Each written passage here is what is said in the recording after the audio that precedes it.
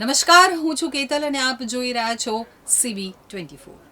અમદાવાદમાં બમ્પમાં તિરાડ પડતા પૂરેપૂરો બમ્પ જ ખસેડી દેવામાં આવ્યો છે. અમદાવાદ શહેરમાં અમદાવાદ મ્યુનિસિપલ કોર્પોરેશનની ગંભીર બેદરકારી ફરી એકવાર સામે આવી છે. રોડ ઉપર ખાડા તો હવે સામાન્ય થઈ ગયા છે, પરંતુ હવે બમ્પ પણ ખાડા પડવાની ઘટના સામે આવતા તંત્રની કામગીરી ઉપર સવાલો ઉઠ્યા છે.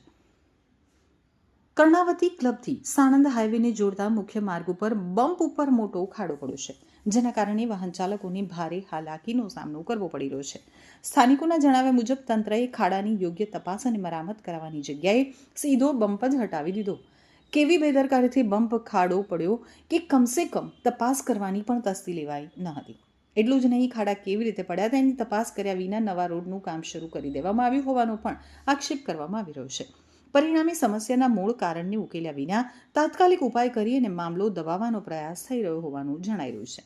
વારંવાર આવી ઘટનાઓ સામે આવવા છતાં મનપા દ્વારા કોઈ સ્થાયી ઉકેલ લાવવામાં ન આવતા નાગરિકોમાં રોષ ફેલાયો છે. વધુ એક વખત મનપાની ઢાંક પીછોડો કરવાની વૃત્તિ સામે આવવાનું શહેરીજનો કહી રહ્યા છે.